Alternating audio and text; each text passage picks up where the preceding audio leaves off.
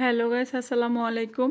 আমার আজকের রেসিপি হচ্ছে চাইনিজ স্টাইলের নুডলস তৈরি করা। তো আমার রেসিপিটা কিন্তু ঘরোয়াভাবে কিছুটা চাইনিজ স্টাইলের মতোই আমি চেষ্টা করছি নুডলসটা তৈরি করার জন্য। সকালের নাস্তা হোক বা বিকেলে হোক, আমি আমার ঘরোয়াভাবে এইভাবেই আমি নুডলসটা তৈরি করার চেষ্টা করি। তো চলুন দেখে নিই। তো এখানে আমি একটা ফ্রাই প্যান বসিয়ে দিলাম। ফ্রাই প্যানে গরম পানি করে নিচ্ছি। তো আমি একটি পুরো ডেকু নুডলস দিয়ে দিলাম। আমি এখানে ডেকু নুডলসটা ব্যবহার করতেছি। তো আমি নুডলসগুলো সেদ্ধ করে নিতেছি, বেশি সেদ্ধ করব না, কারণ নুডলস বেশি সেদ্ধ হয়ে গেলে কিন্তু খেতে ভালো লাগে না। তো পরিমাণ মতো আমি নুডলসগুলো সেদ্ধ করে নিচ্ছি। তো নুডলসগুলো কিন্তু সেদ্ধ হয়ে গেছে আমার। এখানে আমি পানিটা ছেঁকে নিয়ে একটু তেল দিয়ে মাখিয়ে রাখছি নুডলসটা, যাতে করে একটার সাথে একটা না লাগে। এদিক দিয়ে চুলায় ফ্রাই প্যান বসিয়ে দিলাম, পরিমাণ মতো তেল দিয়ে দিলাম আর দিয়ে দিলাম পেঁয়াজ কুচি। এখন আমি ভালো করে একটু পেঁয়াজগুলো হালকা করে ভেজে নিব। আমি পেঁয়াজগুলো বেশি ভাজবো না। তো একসাথে আমি মুরগির ছোট ছোট টুকরো করে রাখা মাংসগুলো দিয়ে দিলাম, পেঁয়াজের সাথে একসাথে ভেজে নিব, যাতে করে এক্সট্রা কোনো মুরগির মাংসগুলো না ভাজা লাগে।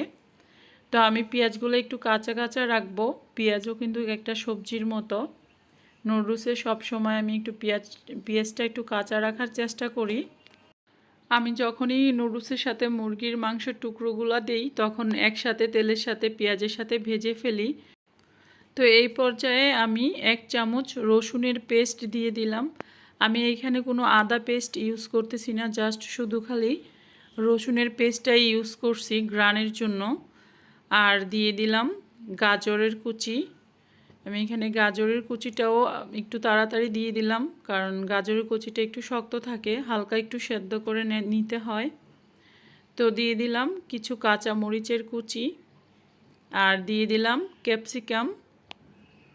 দিয়ে দিচ্ছি একটি ম্যাগি মশলা, আর হচ্ছে নুডলসের সাথে যে মশলাটা আসে ওইটাও দিয়ে দিলাম। আমি এই নুডলসটাতে আর এক্সট্রা কোনো মশলা ইউজ করতেছি না। তো দিয়ে দিলাম 1.5 চামচের মতো সয়া সস। বাস, আর কোনো কিছু লাগবে না। অল্প উপকরণ দিয়েই কিন্তু চাইলে আপনারা চাইনিজ স্টাইলের নুডলসের ফিল নিতে পারেন। অনেক ভালো হয়, খেতেও কিন্তু খুব মজা। আর ক্যাপসিকামটা কিন্তু আমি একদম কাঁচা কাঁচা রাখবো, কারণ ক্যাপসিকাম তো একটা ইয়ের মতো, মরিচ আইটেমের মতো। তো এটাকে আমি বেশি একটা সেদ্ধ করতেছি না। আমি এই পর্যায়ে কিন্তু নুডলসটা দিয়ে দিলাম।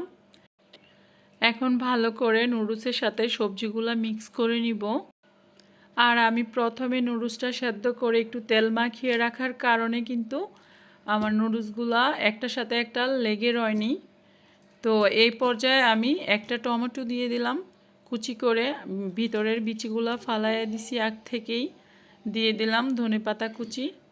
তো এখন ভালো করে মিক্স করার পালা, একটার সাথে যাতে একটা না লেগে থাকে, ভালো করে মিক্স করে নিলাম। আর সবজিগুলোর সাথেও খুব মিশে গেছে নুডলসটা। তো দেখুন, চাইনিজ স্টাইলের নুডলস কিন্তু এইভাবে চাইলে আপনি ঘরে তৈরি করে খেতে পারেন আমার মতো। একবার হলেও ট্রাই করে দেখবেন, আশা করছি অনেক ভালো হবে। যদি একবার হলেও ট্রাই না করেন তাহলে বুঝবেন না নুডলসটা খেতে কত দারুণ আর খুবই মজাদার।